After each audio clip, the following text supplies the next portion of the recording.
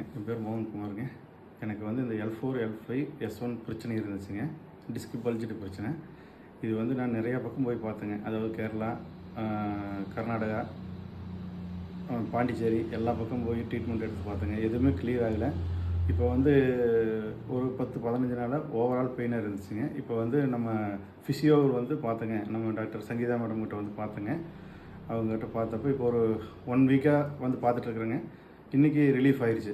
அதாவது பெயின் வந்து ஃபுல்லாகவே ரிலீஃப் ஆயிடுச்சுங்க. இப்போ வந்து பெட்டராக இருக்குது.